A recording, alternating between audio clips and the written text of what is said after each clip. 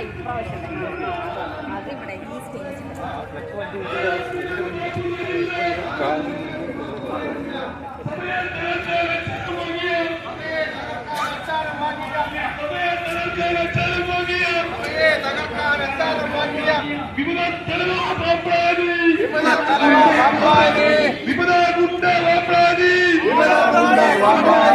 രാജിവെക്കൂ, പുറത്തു പോകൂ.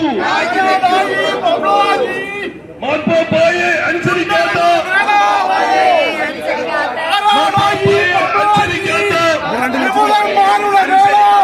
സഭയെ വിമതന്മാരുടെ നേതാവ്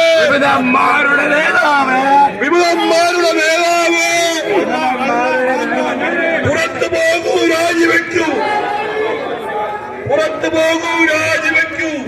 ഇരുന്നു കൊണ്ട് വിശ്വാസികളെ ഈ പള്ളിയിൽ സമാധാനപൂർവ്വം പ്രാർത്ഥിച്ചുകൊണ്ടിരുന്നപ്പോൾ അവരെ കറന്റും വെള്ളവും കട്ട് ചെയ്ത് മനുഷ്യത്വരഹിതമായ പ്രവൃത്തി ചെയ്ത നമ്മുടെ ഈ പുരോഹിതന്മാരെന്ന് വിളിക്കുവാൻ അർഹരാണോ എന്ന് ഇവര് സ്വന്തം മനസാക്ഷിയോട് ചോദിക്കേണ്ടതാണ്.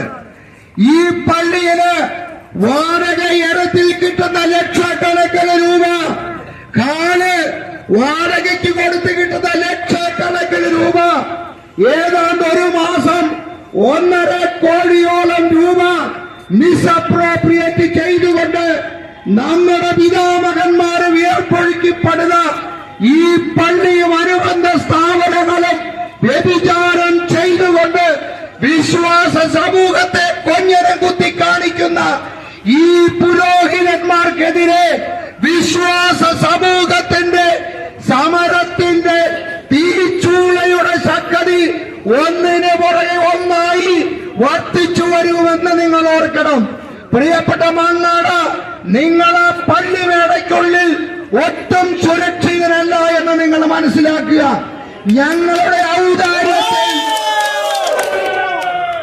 ഞങ്ങളുടെ സംയമനത്തിൽ, ഞങ്ങളുടെ ഔദാര്യത്തിൽ, ഞങ്ങളുടെ സഹനത്തിലാണ് ഓരോ നിമിഷവും താങ്കൾ അവിടെ കഴിയുന്നത് എന്ന് ഓർക്കുക.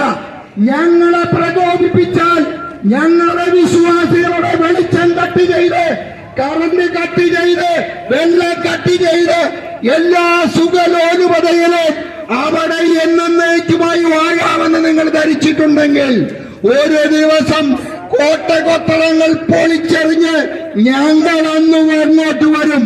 അന്ന് നിങ്ങളുടെ അവസാനമായിരിക്കും നിങ്ങളുടെ വിശ്വാസ സംഹിതകളുടെ വിശ്വാസികളുടെ വികാരത്തെ വ്രണപ്പെടുത്താതെ വത്തിക്കാനോടൊപ്പം സിനഡിനോടൊപ്പം വിശ്വാസികൾക്ക് ഏകീകൃത കുർബാന അർപ്പിക്കാനുള്ള നിങ്ങളിൽ അർപ്പിതമായ കർത്തവ്യം നിങ്ങൾ തിരിച്ചറിഞ്ഞ് അത് ചെയ്യുക.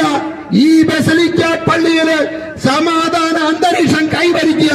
അല്ലാതെ വിശ്വാസത്തിനു വേണ്ടി സഭയോടൊപ്പം നിൽക്കുന്ന വിശ്വാസികളെ വിമതന്മാരാക്കിക്കൊണ്ട് വിമതന്മാരോടൊപ്പം ചേർന്നുകൊണ്ട് മാർപ്പാപ്പായെയും വത്തിക്കാന്റെ സിംഹാസനത്തെയും ദുർബലപ്പെടുത്താൻ നിങ്ങൾ ശ്രമിച്ചാൽ ഈ വിശ്വാസ സമൂഹം സഹിക്കുകയില്ല, തിരിച്ചടിക്കുമെന്ന് മാത്രം പറയാൻ ഞാൻ ഈ അവസരം വിനിയോഗിക്കുന്നു.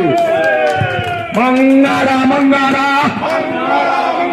മങ്ങാട മങ്ങാട വൈക്കം പള്ളിയിലെ കോഴിക്കള്ള, വൈക്കം പള്ളിയിലെ